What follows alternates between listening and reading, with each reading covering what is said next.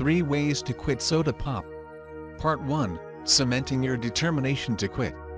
Determine why you are quitting soda. There can be several reasons, and any one of them can make living a soda-free life an attractive option. Reducing caffeine intake. Reducing sugar intake. Avoiding high fructose corn syrup. Limiting carbonation. Limiting artificial sweeteners. Minimizing acid intake. The phosphoric acid present in most dark sodas is detrimental to bone health and softens tooth enamel. Saving money. If you add up how much you spend on soda in a month, you might have enough for a retirement fund. Part 2. Finding substitutes. Stock up on substitutes. Water is the healthiest and cheapest replacement for soda, but quitting soda cold turkey and making the big switch to water might mean setting yourself up for failure. The best way to quit any kind of addiction is to ease your way out of it, but check your numbers. Some fruit juices have more calories and cost more than soda, which may defeat the goals you just set up. Here are some suggested soda substitutes: flavored water, juice, seltzer/sparkling water, juice spritzers, carbonated juices, sports drinks, iced tea, for example iced green tea or tea, mini water with lemon, milk alternative, soy, almond, hazelnut, hemp, oat, rice, etc. Water with stevia, a no-calorie sweetener. Part 3. Keeping on top of reducing your soda intake. Track your soda consumption. Estimate, as accurately as you can, how much soda you're drinking per week. This is very important for the next step. Do you drink soda with lunch at work? In between classes? While you're unwinding in front of the TV? Calculate how many calories you're racking up from soda alone.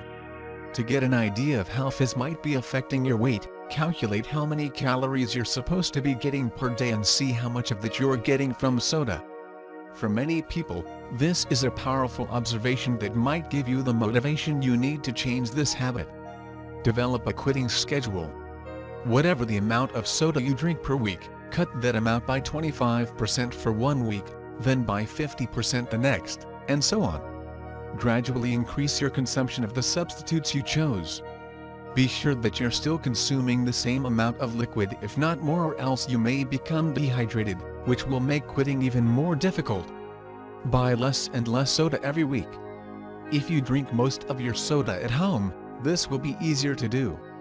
If the soda isn't purchased, then you won't feel the urge to drink it when you're at home. If you drink a lot of soda from vending machines, don't carry a lot of extra change with you. If you carry a lot of extra change around, it may be time to start paying for other items with that change, so you won't have the urge to stick that money in the machine for the soda. If somebody who you live with loves to drink soda, then ask them to hide it so you won't have to drink any. This may seem a little strange, but it will eventually pay off. Start buying 8 ounces soda cans instead of the other 12 ounces cans. You can easily do this to reduce your soda intake by 33%.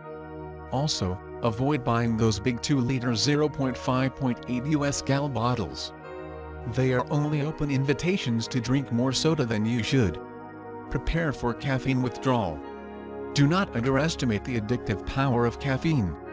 If most of the soda you drink has caffeine, you may experience headaches and other withdrawal symptoms for about a week, especially if you cut your soda consumption dramatically. Likewise, if you depend on both the caffeine and sugar fix that soda pop brings to get you through the day, you'll probably feel more tired while your body adjusts to not having carbonated pick-me-ups. Take a gradual approach if need be. If the symptoms are too dramatic, tweak your schedule so that you're weaning yourself off more gradually. Remind yourself what your goal is constantly so you will remember more easily. Write yourself a note that says something along the lines of "drink water," and stick this note in a place where you are likely to see it. Avoid negative phrases like "don't drink soda." You only have to tell a 3-year-old not to do something to figure out why that is. This is because a phrase that tells you not to do something has that something right in the sentence. Your brain can't help but imagine doing the very thing you are trying to refrain from.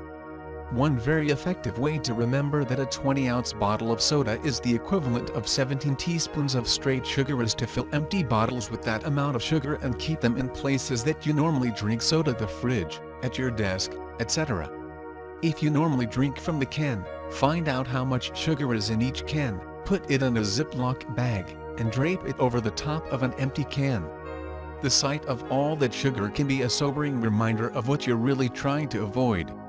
Calculate how much sugar is in a particular bottle or can. To do so, look on the nutrition label for how many grams of sugar there are per serving. If you have a scale, weigh out that amount of sugar. You can also remember that there are about 4 grams of sugar per level teaspoon.